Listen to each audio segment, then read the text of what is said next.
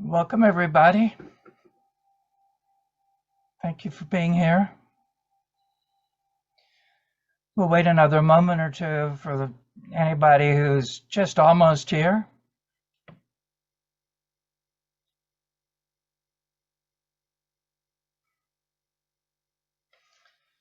So for the new faces here, my name is Brian. I'm a helper out of the Seven Oaks tradition with Donovan and Susan Thasanga. And really glad you're here.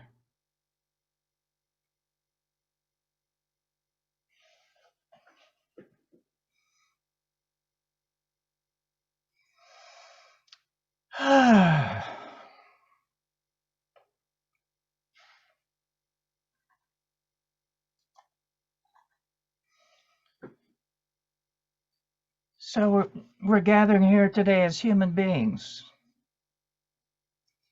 each in our own set of circumstances in life. And often there's struggle in that, right? And that's just the human condition.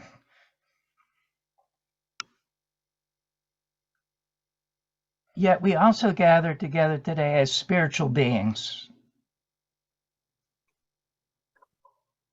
And as spiritual beings, we know that all of heaven and earth are here to help us. And being here together today is a way of deepening this essential truth of who we are, way beyond just the story of our life and our struggle. And part of this vast help here is not just for our own personal journey, our own transformation, our own process. It's for the transformation on the planetary level by bringing the light and dark together inside each one of us. Totally agree. Yeah. Please go ahead and mute yourself for this part. And we do this not by eliminating the dark, not by conquering it, winning over it, but by uncovering the light that's already within it, inside of us. And this is how we get to peace at last. This is how we bring peace into the world. So we learn to do this here in this work by realizing that self-judgment is the servant of duality. Yeah. And duality is the jailer of our freedom.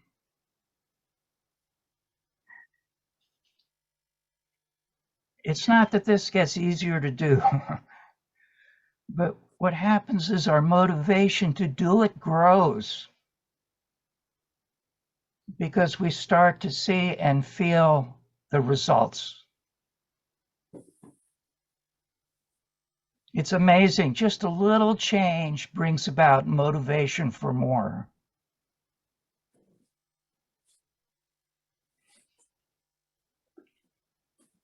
Carl Sagan says, for small creatures such as we, the vastness is only bearable through love. Mm-hmm. Love is not a thing to find or get, or to have or to lose. It's an energy that's streaming through every particle of the universe. All of us, each one of us. And this is a key part of this work that we often overlook as we focus on the nitty-gritty work of taking on our illusions, our images, our case. Yet part of what we're doing here together today is tapping into that love that's pouring through each one of us and all of us together, that we often lose touch with when we're off in our own little bubble. This is the beauty of group consciousness. Right? Guide says this is a higher form of consciousness here together than when we're all by ourselves.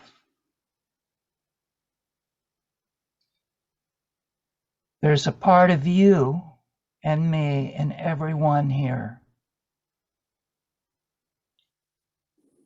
There's a part of everyone here in each of us.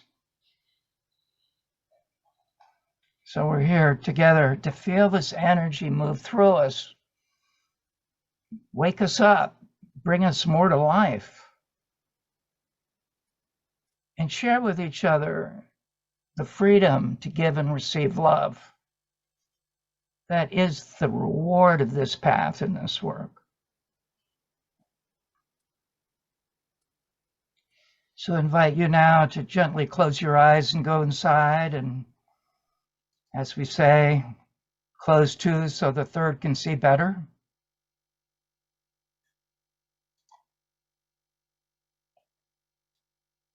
And just notice the breath, letting it be the sacred experience it is, all by itself.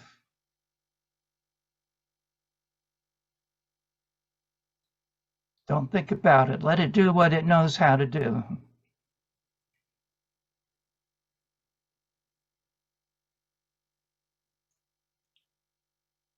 We don't realize the privilege of the breath until it's taken away.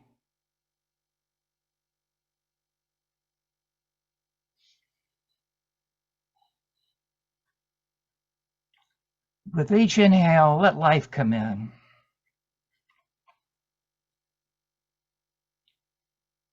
Letting you know how much you matter.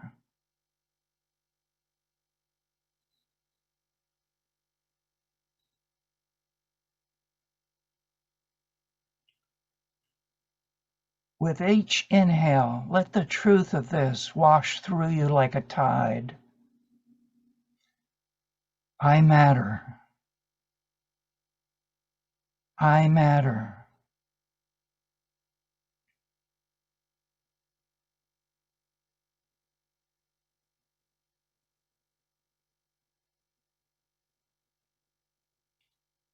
With each exhale, let all the thoughts go, just like that. Just let them go.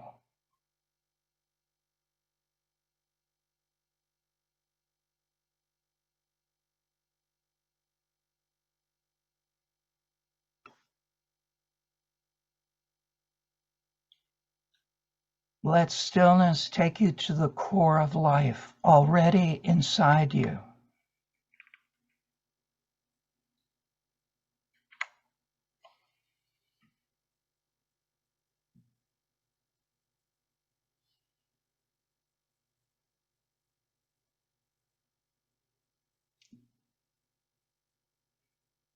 Breathing is what comes naturally. It's the first thing we do when we come into the world.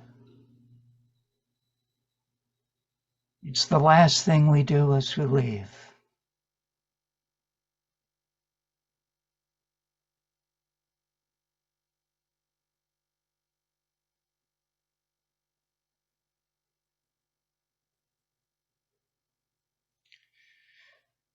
Visualize yourself now as a leaf on the tree of life.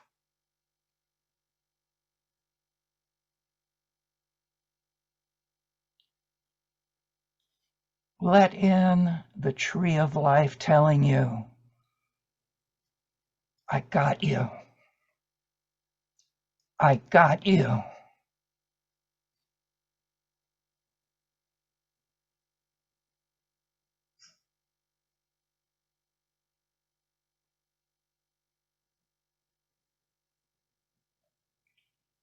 No matter which way the wind blows,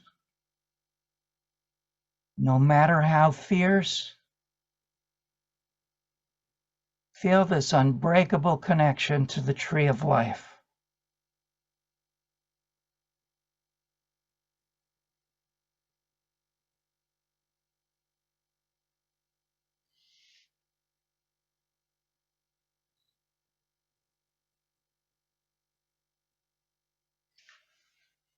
A pure experience of being is as close as this very breath.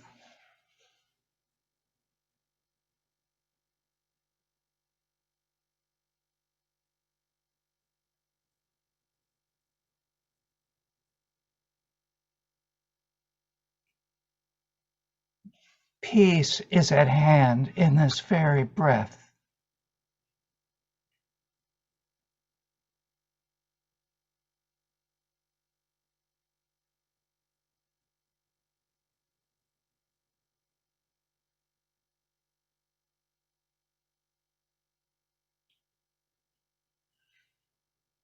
All that has ever happened and all that will ever happen is happening right now.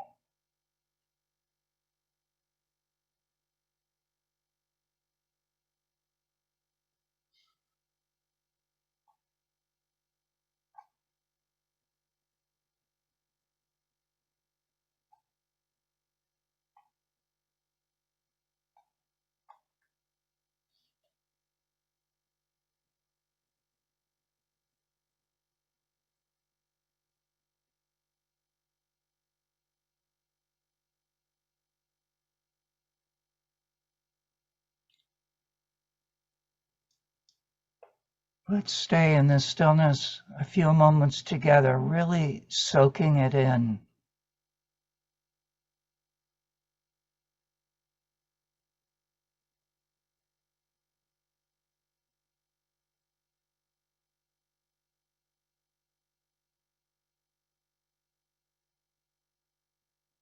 As best we can, having this pure experience of our true nature.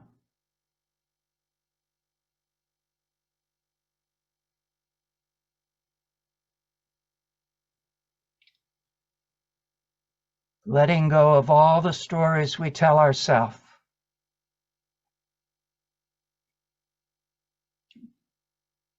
Letting go of all the stories we've been told about ourselves.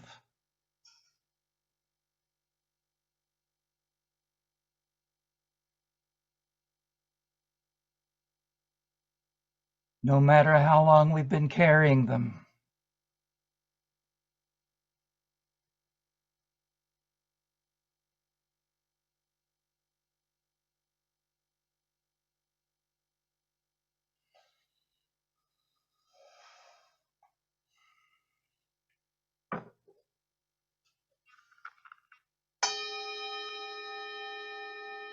Taking your time, taking all the time in the world to come back, gently bringing yourself back.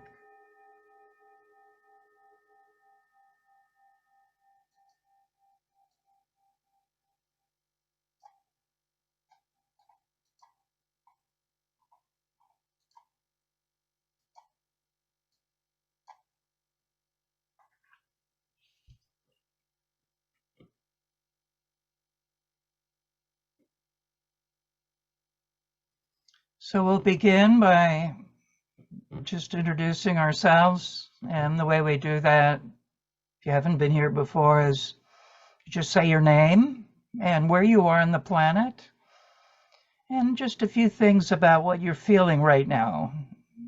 Not what's happened, but what you're noticing inside of you. That's what's really helpful for us to tune in and meet you where you are right now.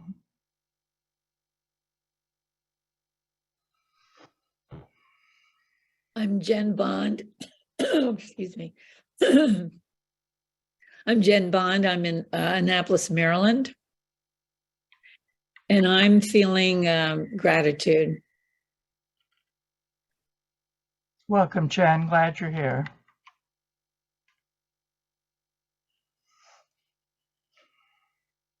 Good morning, everybody. I'm Judy. I'm from Toronto, Ontario. And that was a wonderful guided meditation, Brian. Thank you. I find myself caught in the duality of feeling like, yes, I do matter. And then, that inner critic saying, do you really? So that's where I am. Thank you, Judy. Glad you're here.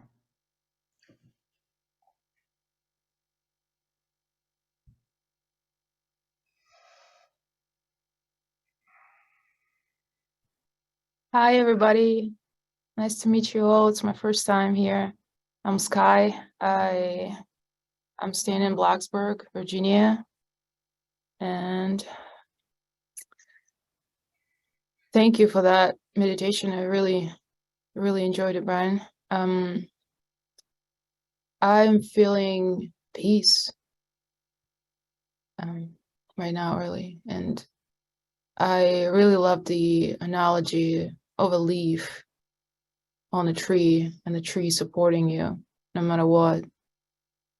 Made me feel like we're all children of this planet, and being supported, feeling supported is so important, especially through the hard times. Thank you. Thank you, Skylar. I'm glad you're here. Thank you. Welcome.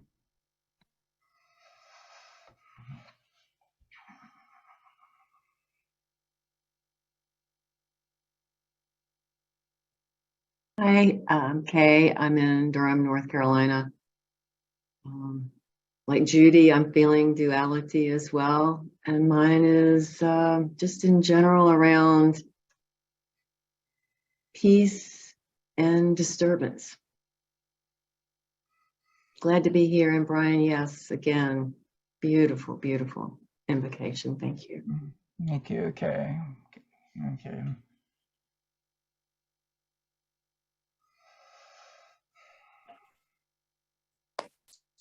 Hello, everyone. My name is Cindy, and I'm in upstate New York. I just jumped on last minute when I saw the email. I very much appreciate the meditation.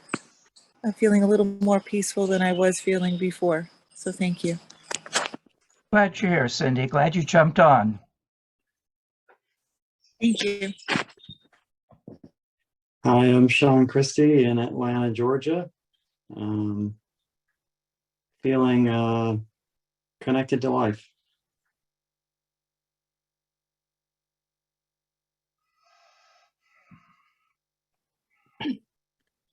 I'm glad you're here.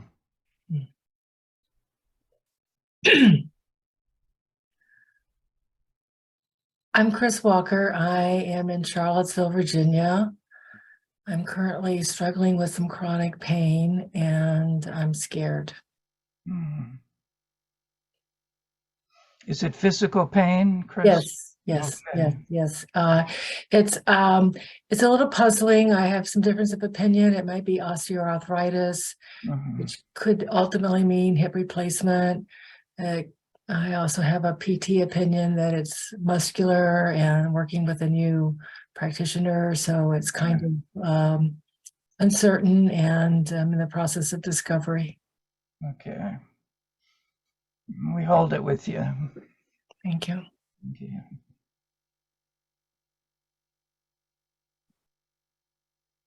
So my name is Lorena Chung. I'm from Mexico City. And I'm glad to be here again and see you all. And I've been working in hearing myself, really paying attention to myself and trying to bring peace in my life. Welcome, Lorena. Glad you're here. Thank you.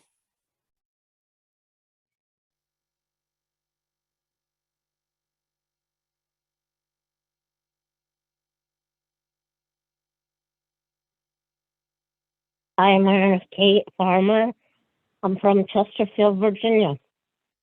And I was feeling that what will be, and I'm glad to be a part of the tree, a leaf on the tree. And the meditation was stupendous. I feel as though today will unfold as it should be. And I'm willing to accept that and have a lot of hope. Thank you. Good morning. Good everyone. morning, Kate. Glad you're here.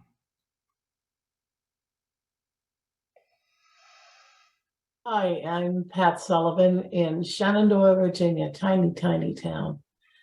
And I'm grateful to be here. Grateful to be with you, John, and family, and just really finding life very, very rich. It's tough, but very, very, very rich. Glad you're here, Pat. Welcome. Thank you. And you too, John. As Pat just Mhm. said, I am with her today, and we are together always. And right now I'm feeling together with all of you here and with the great mystery, the one who is the source of all our lives. And I'm very thankful for that. Thank you, John. That means a great deal, what you just brought in for us. It means a lot. Thank you. Mhm.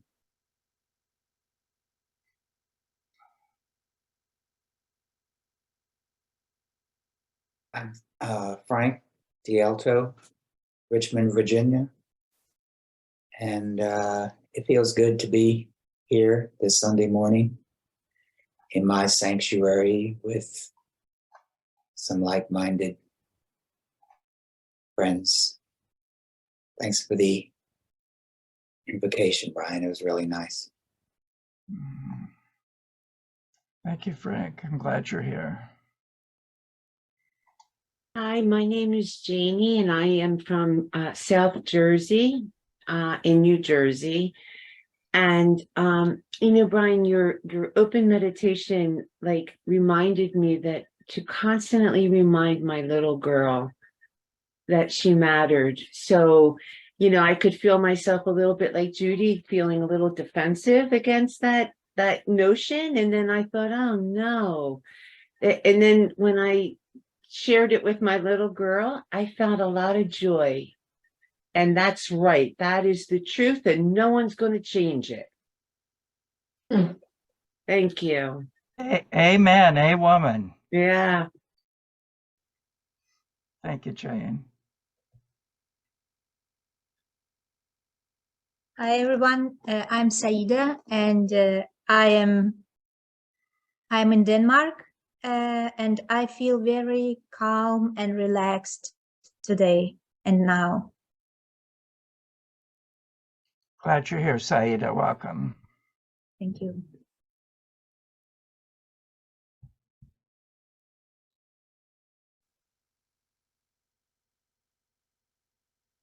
Am I up? Can you hear me? We can. Good morning. I'm Alex from Harrisonburg, Virginia. And you might be able to hear I'm a little under the weather.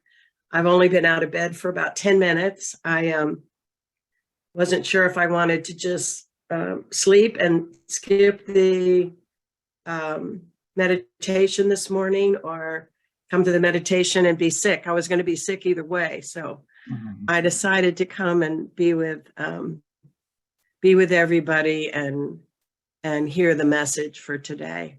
So thank you. Thank you, Alexandra. Your smile makes me well.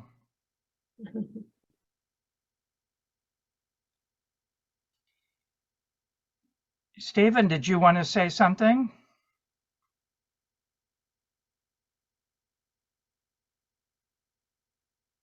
Okay, there we go.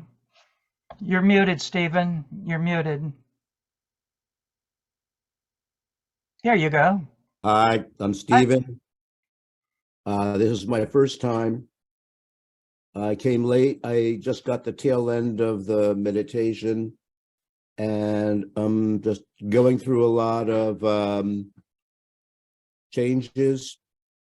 And so I come to this for the first time. There are certain things in this that I can relate to. And I have so I come with curiosity and fear. Welcome, Stephen. Thank you. Is there anybody that hasn't had a chance to speak yet? So my name is Brian, and I'm a leaf on the Tree of Life in Chapel Hill, North Carolina. And, really, this is good company. I'm glad to be here. So as always, I have a few things to say, and I don't want to use too many words yet. inside the words, there's something that really matters to me about how this work has changed my life and continues to grow me. And if you can be patient with the words, that's really what I'm hoping can come through. Because even though we're spiritual beings in this human body, we're here to study life while in this human form, and to learn how to become more fully alive. Right? And it's an ongoing conscious process of giving birth to ourselves. Well, how do we do that? Well,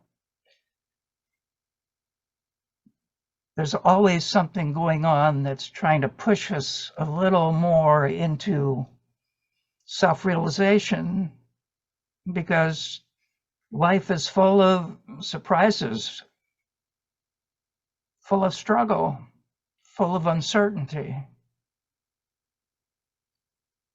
And we often have this thought that, well, when I get through all that, then I can focus on my personal growth. Yet what we learn on this path is whatever is happening to me right now is the path.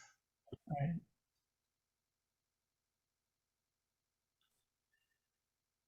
The other important piece is we keep forgetting that the mind alone cannot direct itself. Right? As sharp as it is, as clever as it can be, it does not have the energy for self-realization. It just wants to get through things. Right? So this energy that we need to grow, to increase our capacity for pleasure, for bliss, for connection, for love, has to come from another higher level within us. Okay? And all the many spiritual traditions on the planet remind us that to connect with this higher form of energy, we need stillness, right? Yet it can be just a few moments at a time. The brain, the mind, it's a useful survival tool. Yet it only understands things as objects. Right? It's a pretty limited information processing system. So to grow according to our deeper longing that knows who we really are, right? It's an ongoing process of deepening down below the thoughts, down below the emotions, into this world of feelings and sensations, right? That move us like the wind blowing on that leaf hanging onto the tree.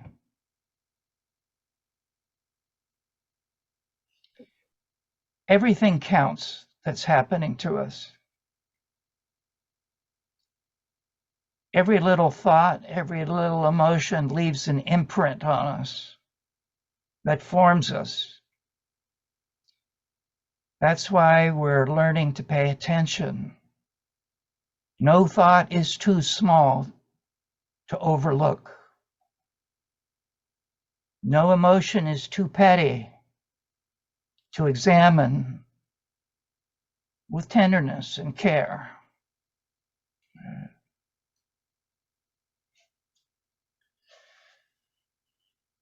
So thoughts we don't know, we have, they actually have us, right?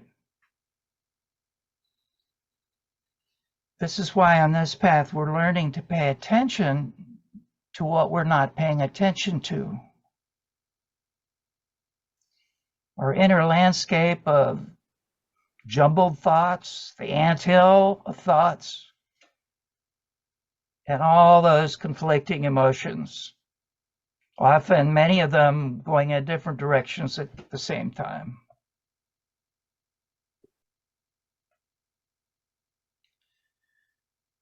So part of this trap that we're wanting to free ourselves from is that human beings have this natural impulse to seek safety from uncertainty.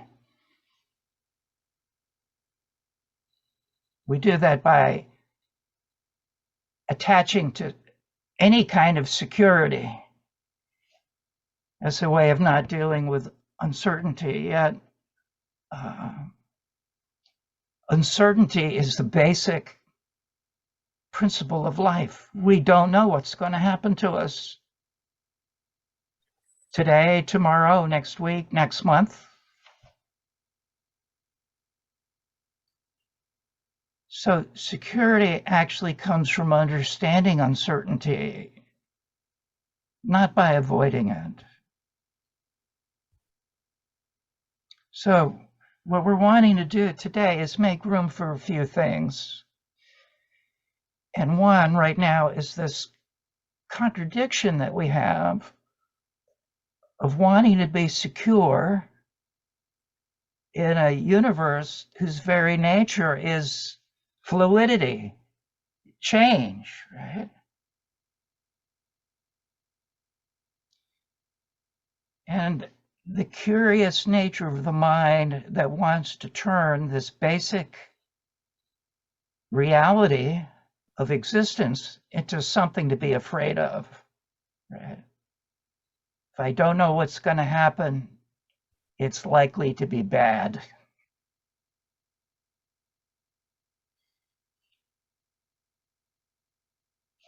Yet what we're learning here is life is a good teacher. Life is a good friend. Life means us well, no matter what we're going through.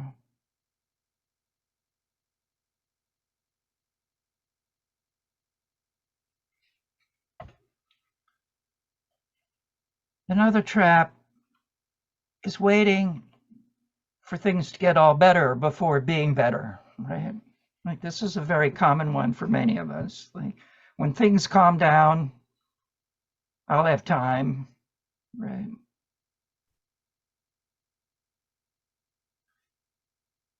Yet on the spiritual path, we're considering that it's really much less about fixing any situation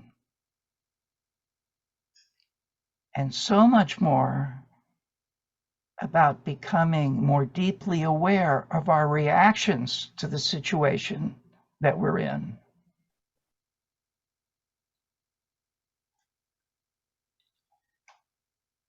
And those reactions are often what we judge as immature, impatient.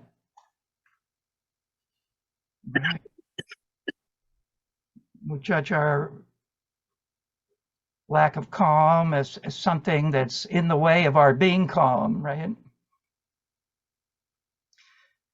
And there's actually an idealized version of the spiritual path where that's how you can tell you're farther along by you're just calm all the time, right?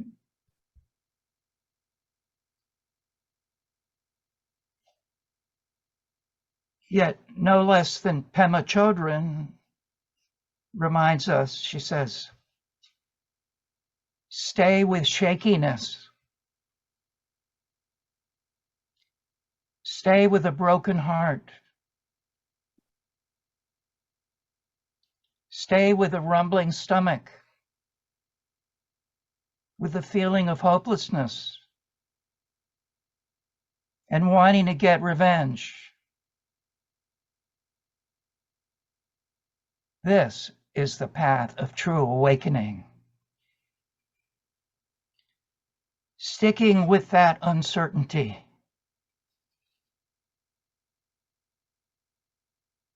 getting the knack of relaxing in the midst of chaos.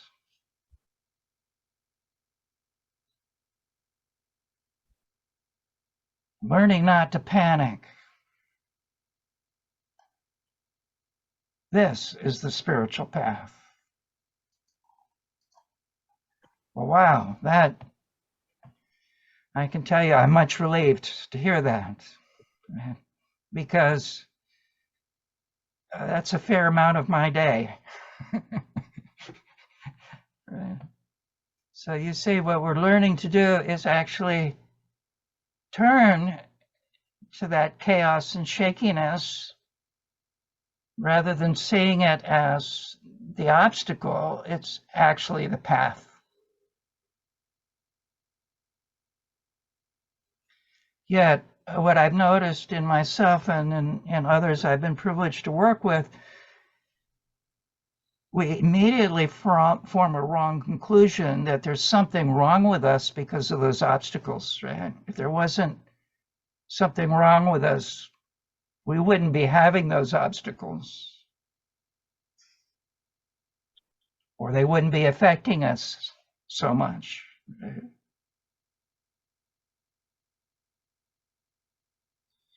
So I want to pause here for a moment and see if anybody has a question or something you want to share about this. That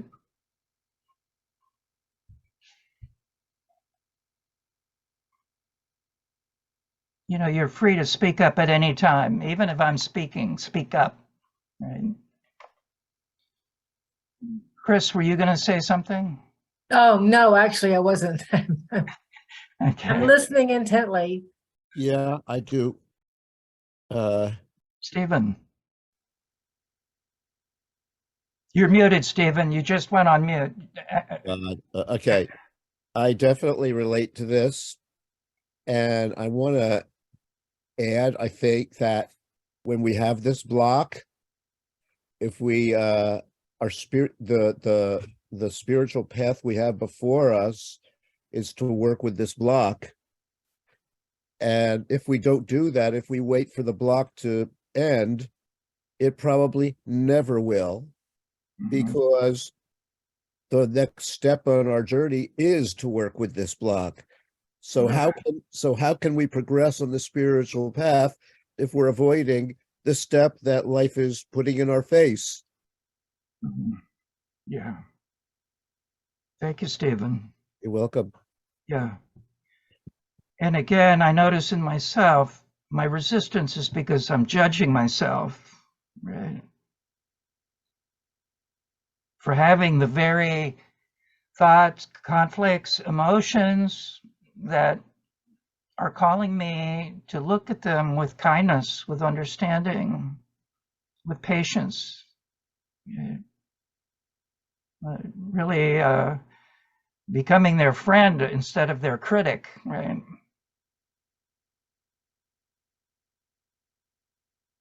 I also find that what you resist always stays with you. Mm-hmm. At least that's how it works for me. Mm-hmm. So it's almost like I have to come with an open heart to it. And as you said, just sit with it, be in it, hear it, hear that side, right? Hear what it needs, Mm-hmm. but don't, at the same time, don't associate yourself with it. It's like a space, a third person. Mm-hmm. Hear the judger and hear the one who is being judged. Mm-hmm. And just be there. Mm-hmm. Well said, Skylar. Yes, yes. Yes, I think I do want to say something. Yes, Skylar, thank you. Yeah, what we resist, we kind of increase. I think I like to share more about my struggle. I'm not struggling. I don't feel critical of myself, but it's protest to want things my way. No, it's not okay for me to be limited. You know, I'm angry. Yeah. I want to do what I want to do. I'm used to, you know, being high functioning and you know, this isn't okay. And so I think I want to do what I want to do. So I think it's a task for me of leaning into some acceptance of what is and trusting somehow that things could work out if I lean into and trust whatever needs to happen. So that's my resistance is no, I'm just going to exercise enough and this won't happen to me. Right. That's just not what's happening. Physical pain is an utterly bracing teacher, Chris.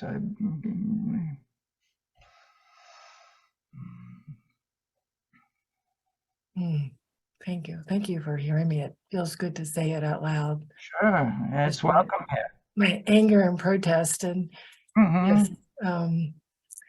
yes, thank you for the medication. So I can feel some tears beginning to come up. I think that's a good thing. I haven't been connected to the vulnerable part of this. It's more like, yeah.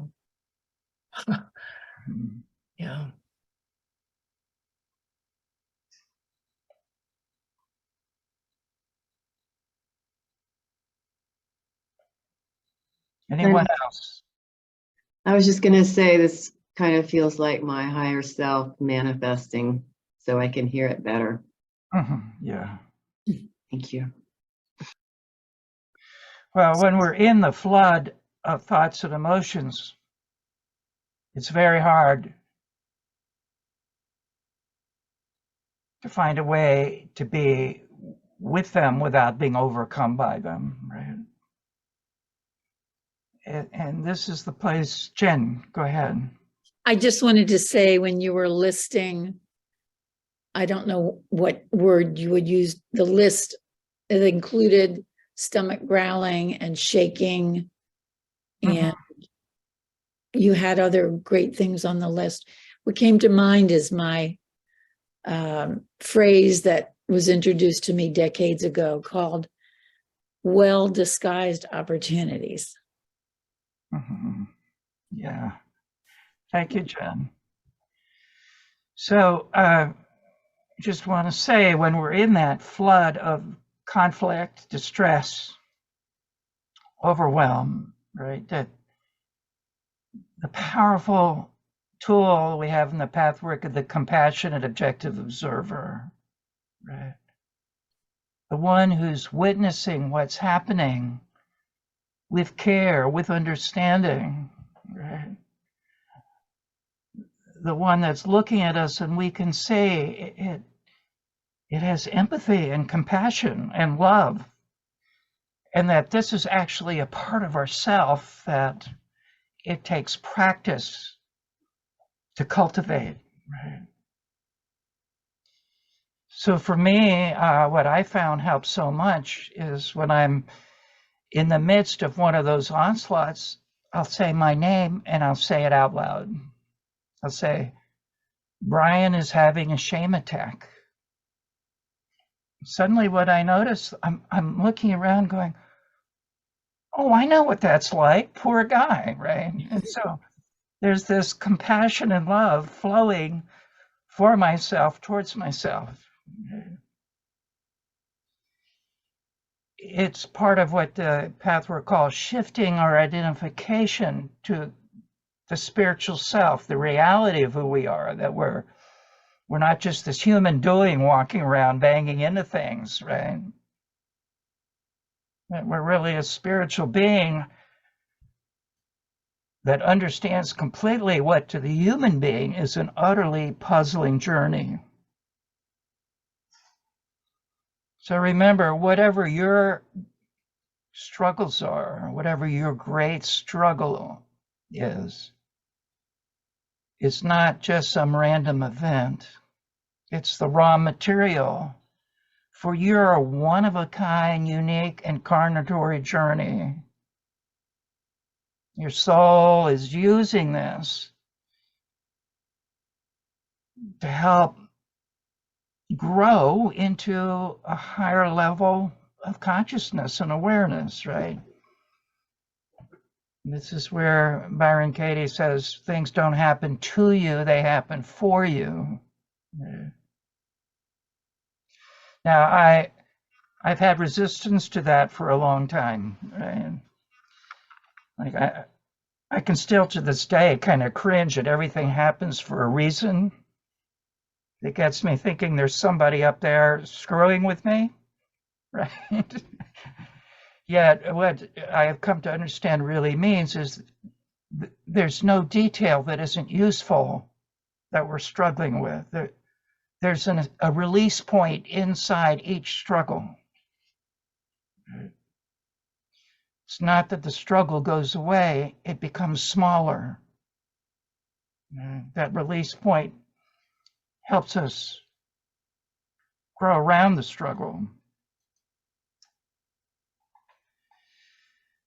So, another major trap in our misunderstanding of our human journey is this fear we have about truth. Like most of us instinctively brace when we hear that word, truth. Oh my God, I have to face the truth. I don't like what I see. So forth and so on. And just for a moment, see if you can feel any part of you that has some of that residual, like, aversion.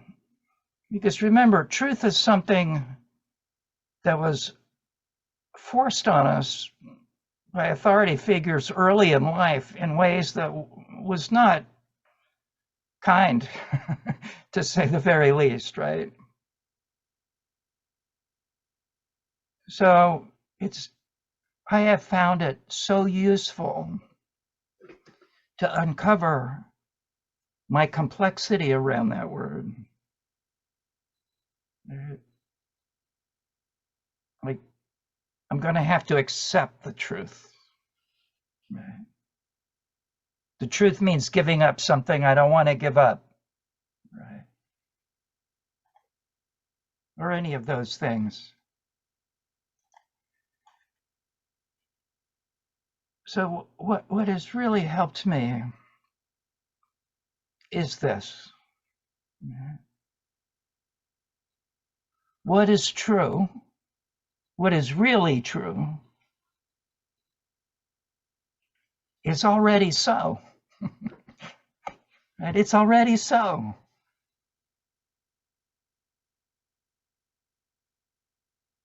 Furthermore, owning up to it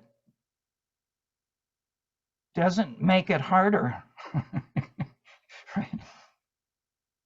It's just the opposite. Owning up to it makes it easier. My resistance to owning up to it makes it harder.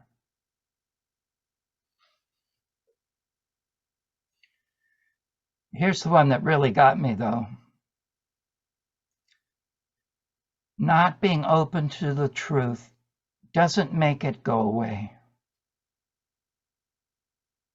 Right? I'm just pretending. Right? I don't want to hear that. I don't want to see that. Right? Well, you know, I have this place in me. We all do. It's part of our humanity, our humble humanity, right? We're creatures with a dualistic mind that sees everything good or bad, sweet or sour, hot or cold, right? Pain or pleasure. And we're living in a world that is constantly reinforcing that.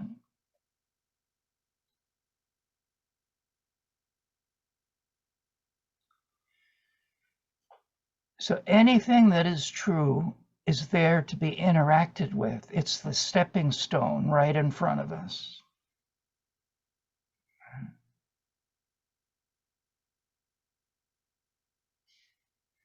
And anything that isn't true isn't there to be lived. Right?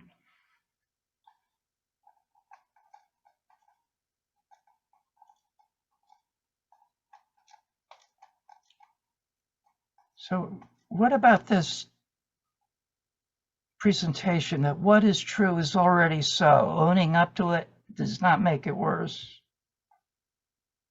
And not being open to it doesn't make it go away. Right? We can stand what is true because we're already going through it. Right?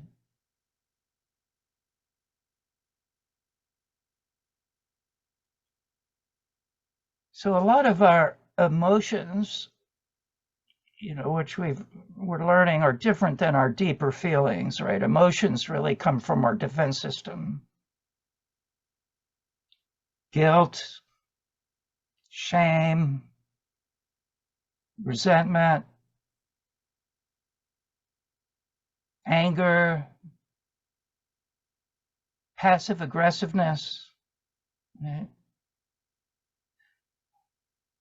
All of these can be very real in our system, yet they're not true. They're artifacts.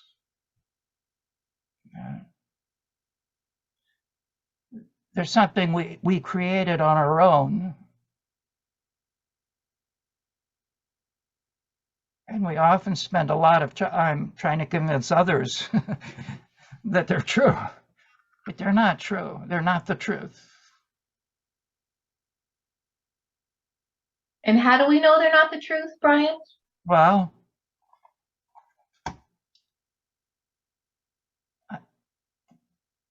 that's a good question, and it deserves a good answer. If they don't bring us closer to a connection with that energy of love that we talked about in the beginning, it's not true. The only thing that's true is that we are creatures of love. And the universe is streaming with love. And the human race has lost its way and is trying to find its way back. And each one of us here has a role in helping the human race find its way back by finding our own way back, right? That's the unique aspect of this path that fascinates me, that our own transformation is the greatest gift we can give to life, to give to the world, right? So anything that is in the way of our becoming more open is not true. So pick one of those that I said, that you're dealing with, right? One, you want to say, just name it, like one of those emotions. How do we know it's not true? Worthlessness. Say again? Worthlessness. Worthlessness, yeah. Well, let's start by saying how real it is. That unworthiness, the sense of unworthiness is just the most common human emotion, right?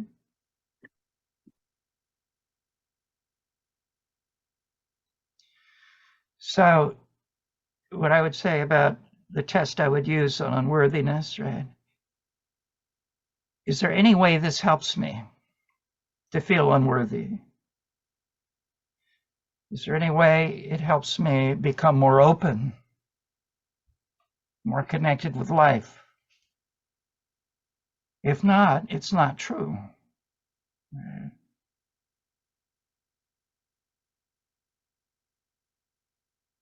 So the unworthiness will often, and it's true with these other emotions too, they learn how to mimic the higher self, right? So the unworthiness can say, I'm just trying to make you a better person.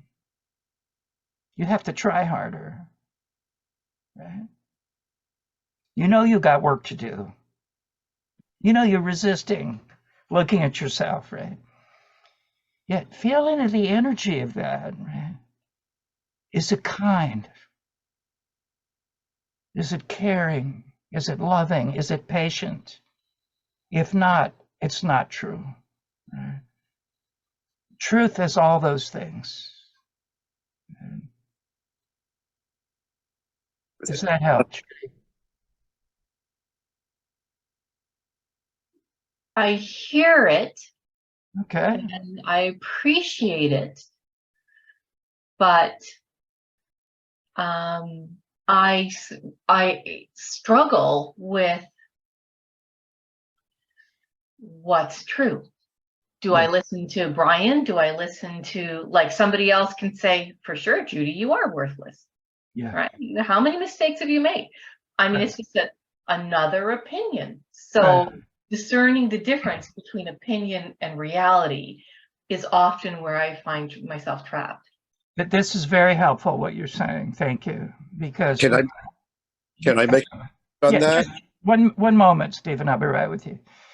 You see, the mind is wanting to present an idea of unworthiness. Right? And our mind is so convincing, we can get lost in the mind and not know what's true. That's why the energy of it is unmistakable. Right? If you can find a way to let the voice of unworthiness speak, that is actually those things that I said, kind and accepting and patient, and loving, right?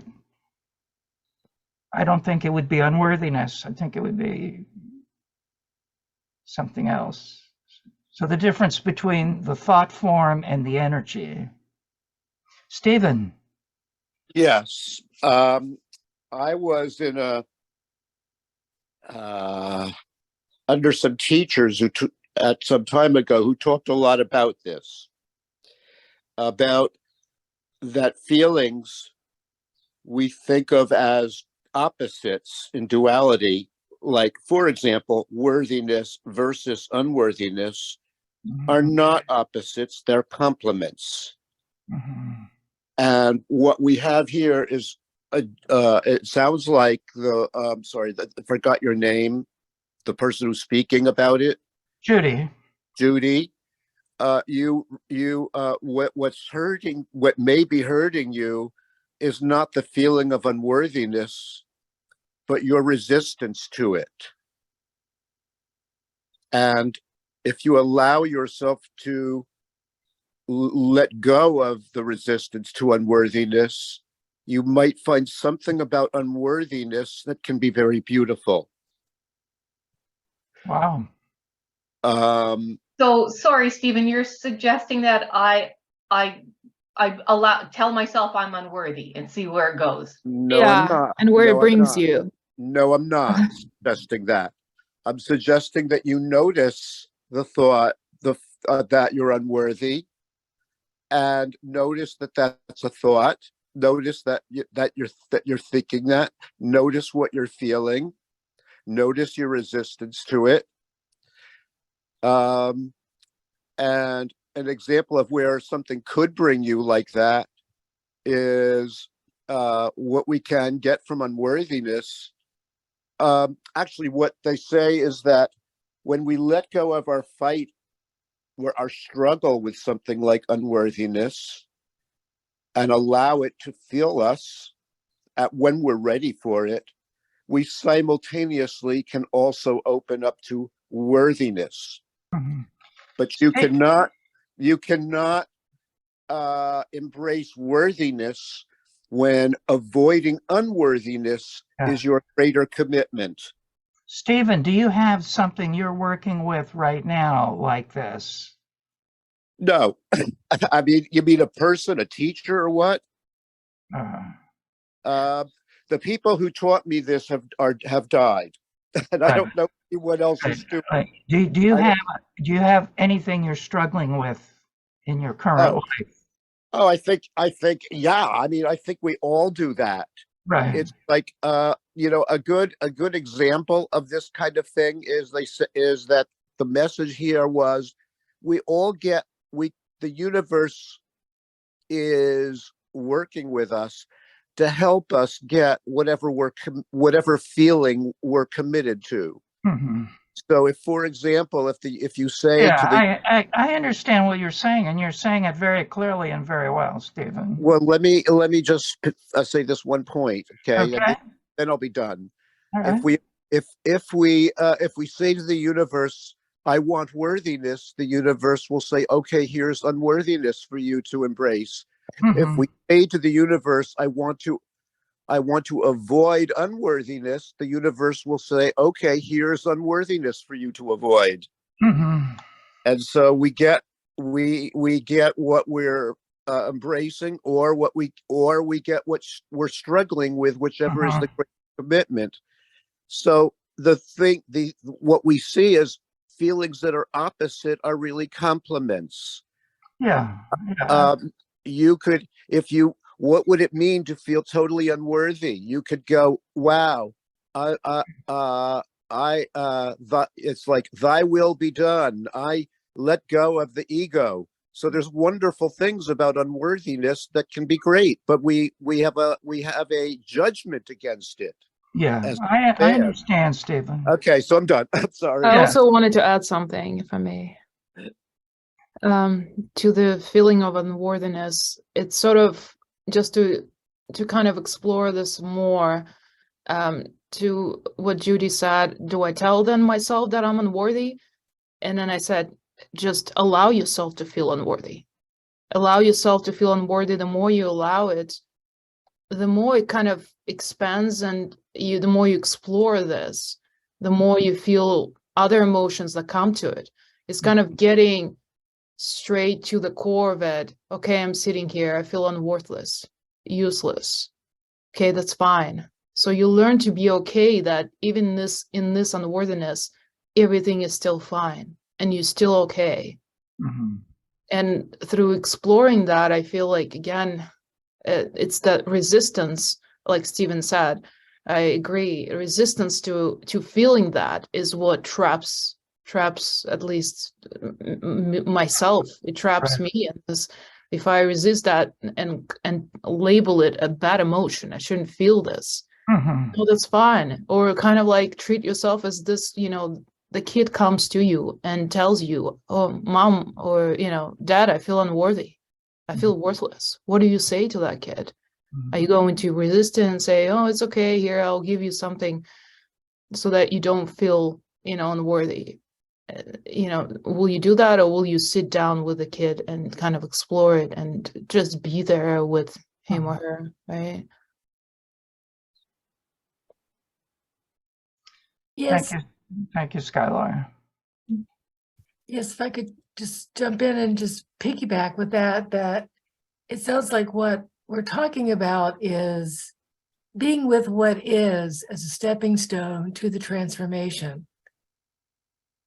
That's kind of how I see that it happens, that yes, you have to sort of embrace, accept where you're feeling and actually allow yourself to feel it. But the other part of it doesn't mean that you actually believe it. But still, if that's what's present, it needs some acceptance in order to really transform it to the love that you are, that we all are. That's how I see it. So on an intellectual plane, kind of what I think is that if there's any negative, any self-condemnation is wrong, but just arguing with it isn't going to make it go away. But basically starting cognitively with the principle, the critic is always wrong. But doesn't make it go away just to say that. It's like being with where you are and kind of accepting and loving, and then that can move you up the ladders to the, to the peace and to the love that is true. Yeah. Wouldn't this be a really good time to use the third person piece that you were talking about earlier, Brian? Like Kay is feeling angry or Kay is feeling afraid. That, to me, that feels like would be a really good way to do that. Yeah. Really brings it out into the open, the compassionate, objective observer, right? Like, we're the one person who knows how awful that feeling is, right? The interesting thing, though, is, I mean, I really like this strategy, but the interesting thing for me is how often I get caught up believing the judge. and how many times I have to keep trying to bring myself back to that. I guess that's the opportunity in all of this. You're what I call the unescapable opportunity. Yeah. Not you again. No, no. Haven't I done enough? I would also argue that your expression of that image in this group makes it the most worthy thing going on. You know? Do you know what I mean, Judy? So, you know. Of all the things that people are saying, that's the one that struck home. Thank you, Frank. So what I heard Stephen saying, the feeling of unworthiness is worthy because it's here. There's something calling me. Right. You know, this is the interesting thing. I can see how my sense of worthiness is directly dependent on what other people see. So Frank's suggesting that, you know, my unworthiness is useful to others makes me feel, oh, maybe I'm not unworthy. So I guess it's bringing home the ownership of my own worthiness is where the struggle is.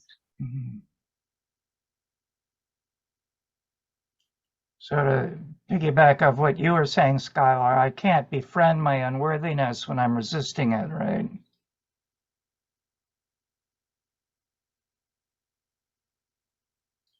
Richard, welcome. You want to introduce yourself and let us know where you are on the planet and what's going on with you right now? That's a lot. I'm Dick. I'm in Denver, Colorado, and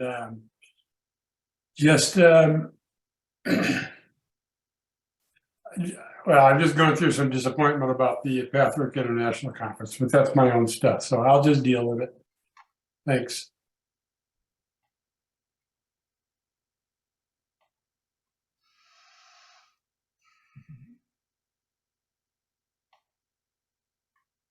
So I'm sorry, Brian, were you going to say something? No, go ahead. I was going to say, you know, could part of the striving be that, you know, that we want to be worthy 100%? And like, is it okay if sometimes we're worthy and sometimes we don't feel worthy, but that doesn't mean we're not worthy when we're not feeling it, right? Yeah. So I wonder if we could, what it would be like, right, to be in 100% worthiness. That might make us kind of cocky and a little bit like prideful.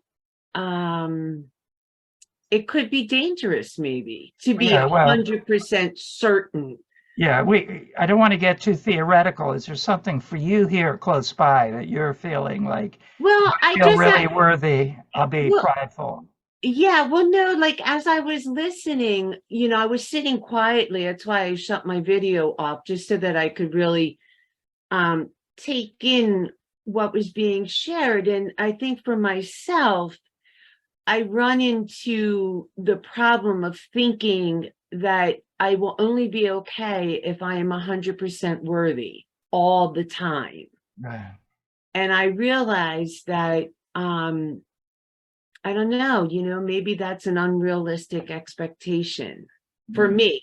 You know, so that's how it well, Jane, how about this?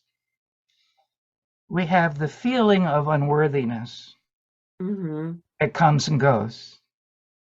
Like the weather, right? Yeah, like the mind, right? As spiritual beings on a human journey, we're utterly worthy. Both of these are part of what we're dealing with. Yeah. And this worthiness of being a spiritual being in a human body, there's no pride in it. There's gratitude. Yeah. There's humility, right? It's very different. Yeah. We-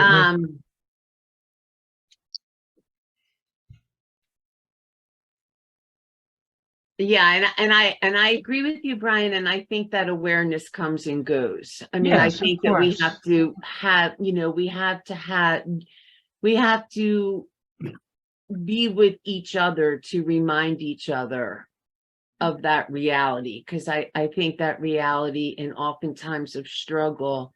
Yeah, that's why it's so good to be here together. Yeah, we you know, that's something that we forget unless someone Yeah. reminds us, and then you say, oh yeah, Brian, you're right, like I forgot that ultimately Yeah. we are divine human beings. Yeah. Jane, anytime you want to convince me of your unworthiness, I'm game. Okay. I would not want to waste our conversation on that. I'd rather tell you how worthy I am. Thank you. You're welcome. Thank you. Saida. I would just like to add, if I may.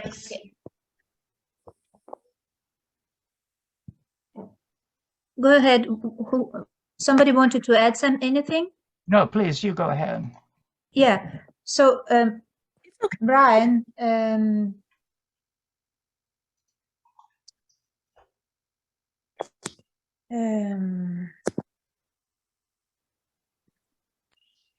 what I wanted to say was that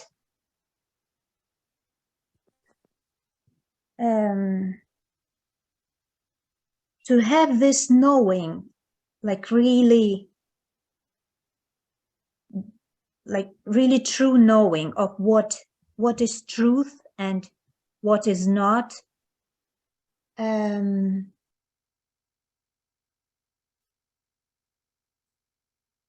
do we have to kind of sense the energy, and if we really sense the energy which is not loving, then we can be kind of sure that this is not truth.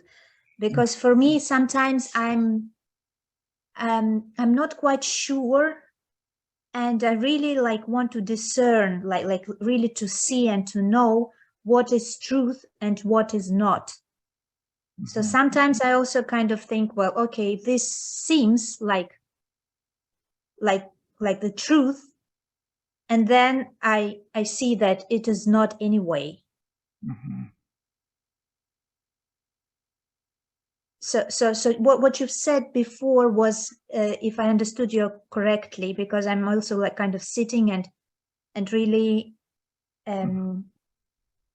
assimilating. So we really have to kind of practice with really sensing this loving energy, like really sense, and then we can have this undoubtful knowing of this is the truth of life, right? Right. If it's not loving, it's not true.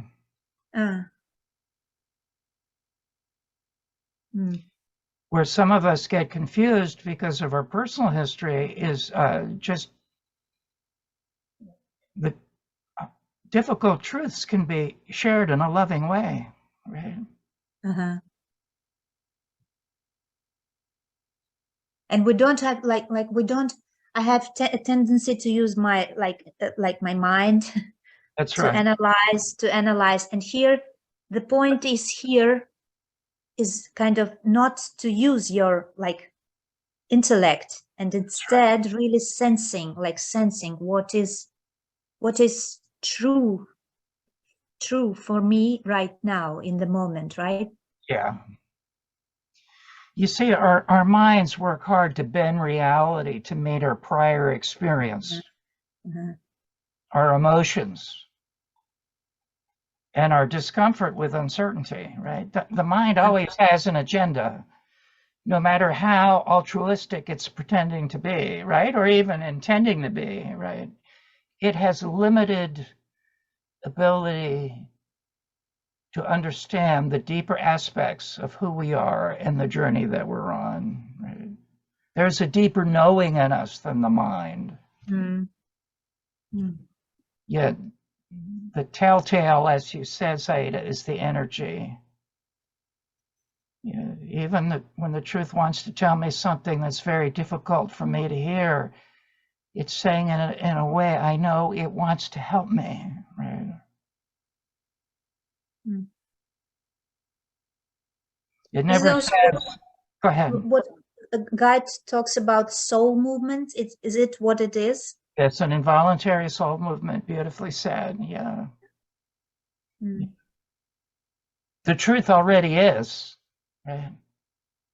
It's all around us, it's inside us, it's...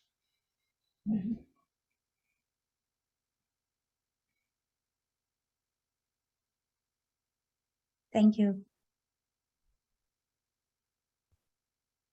So for example, Just wanted to add if I could. Please, Cindy.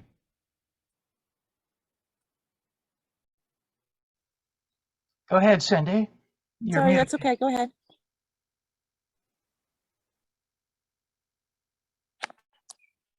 Sorry, I'm so awkward, like knowing when I can speak and not speak on this. I apologize. You always what I wanted to just say though was I appreciate this conversation so much. It's just hard to know timing, but thank you. You know, just how practical this conversation is, you know, and thank you so much to Judy for using your personal example, which I think we all relate to, and for being willing to do that, you know, and I just love how practical the conversation is because we're working with very real stuff here, not just theory, but what we're all dealing with. I know what I'm dealing with on a very personal level. So it's so useful and I greatly appreciate it. And the one thing that just kept popping in my head, I don't know if anyone else has heard this before, but Tara Brach is sort of famous for one of her lines is, "It's real, but not true." And I thought that kind of resonates here too, that the feeling we're having is real. It feels real. We're experiencing it at that time. So in that sense, it's real. This is the way I understand it, at least. But it's not true on the greater level of unity. It's not really true. So that was just what I was hearing, and I just wanted to add that. So thank you, and I appreciate everyone's really, really well deep thoughts that are being presented here. I really appreciate that. Thank you so much.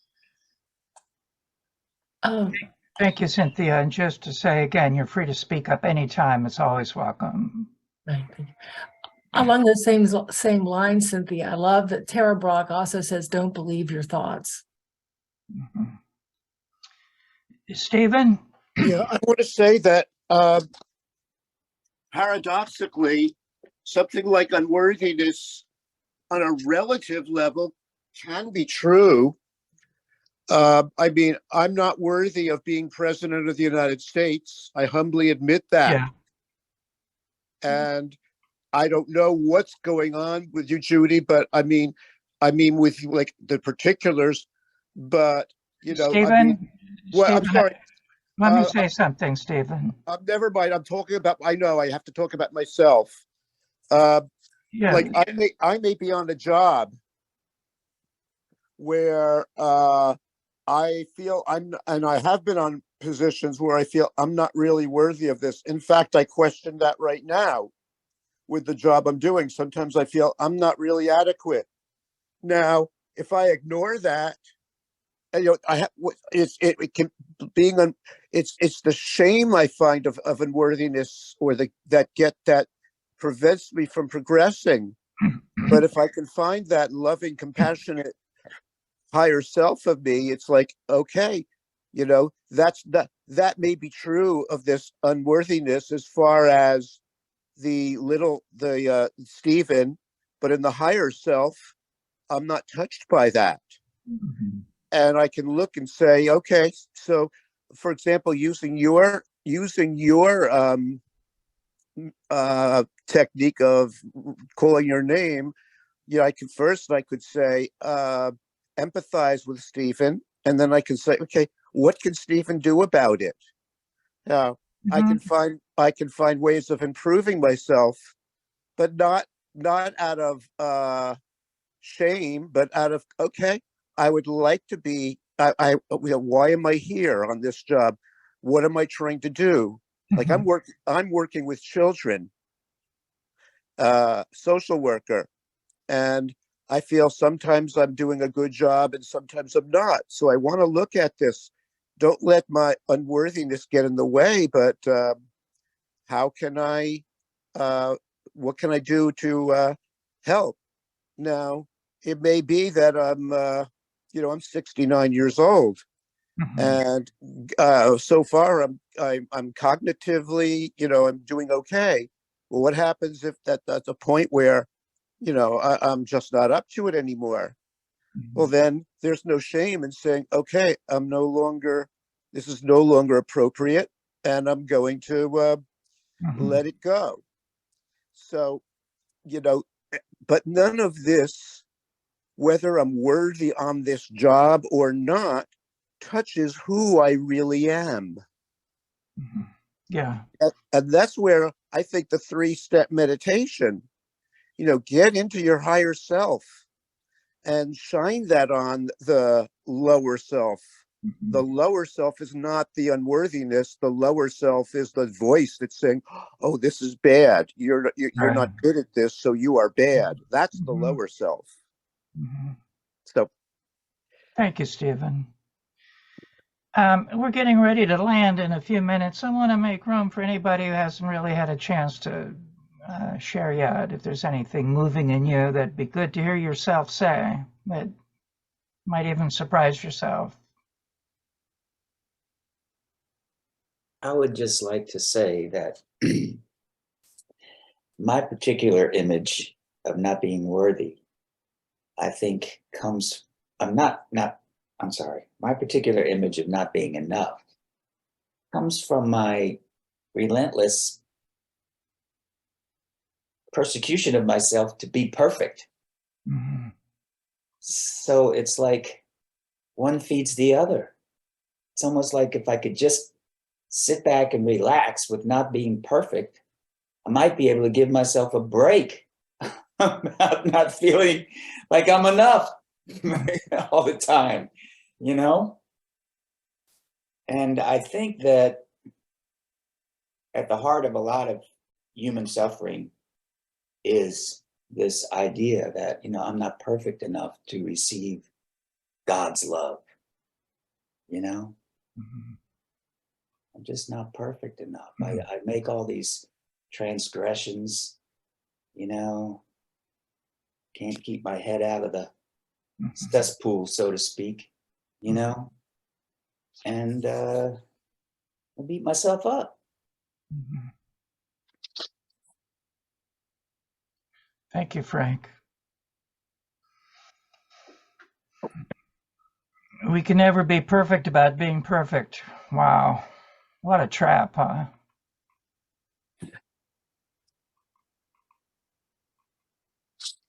Yep.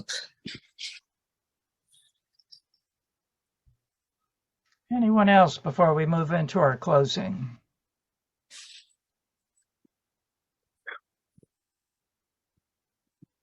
Joy.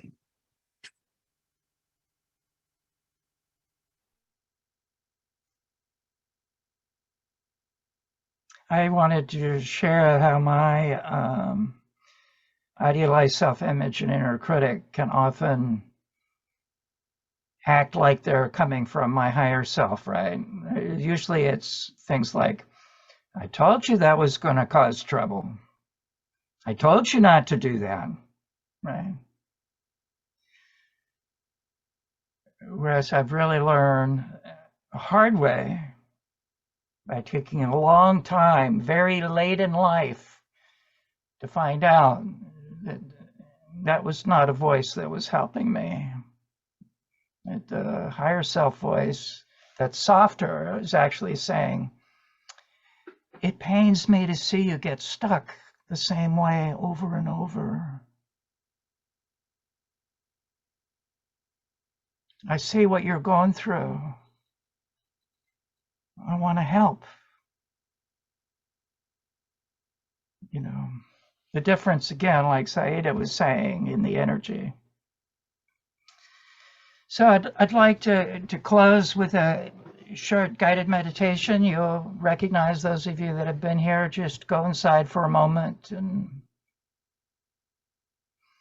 let the eyes soften. Let a cleansing breath move through you. Maybe even with a sound. And gently let the hands come down around the belly, the pelvic bowl, the cauldron of all our emotions. Just feel those emotions like a bunch of eels swimming around. Right?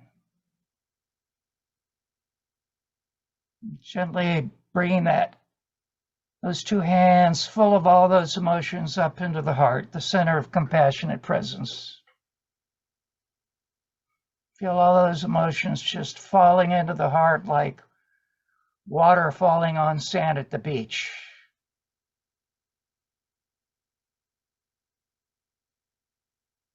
Just take a moment and feel whatever freedom you can feel here from those emotions. And that this center of compassionate presence is waiting at any time.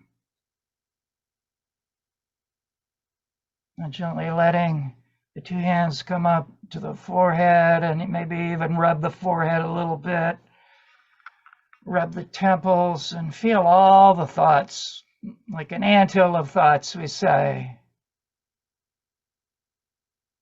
coming into the hands, and then bringing the hands again down to the heart. Center of compassionate presence that can receive all these thoughts. Have a pure moment of just letting all the thoughts go here. Remember what this feels like, and that is here for you anytime. Listening carefully, quietly. You hear a voice you recognize. And it says, I'm here with you. I'm here with you. And opening your eyes and taking yourself off mute and just really seeing the faces here on the screen, and let some of this energy come from you and towards you both. I'm here with you. I'm here with you. Here with Here you. with you. Here with you. Here with you. Here Here with you, Lorena. I'm here with you, Jenny, Here with you. Judy, Sean, Alexandra, Here with I'm you. Chris, Frank, Yes. Jay, Saida. I'm I'm here with you. I'm here with you. I'm here with you. Here with you. Thank you, everybody. And we're going to, anyone who wants to stick around for our informal chat for 15 minutes, you're welcome to do so. Thank you for being here. Thank you. Thank you, Brian. Thank you, Thank Brian. you. Thank you, Thank you, everyone. Brian. Bye. Bye. Bye-bye. Thank you, everyone. Thank you, Brian. Thanks, everybody. Thank you.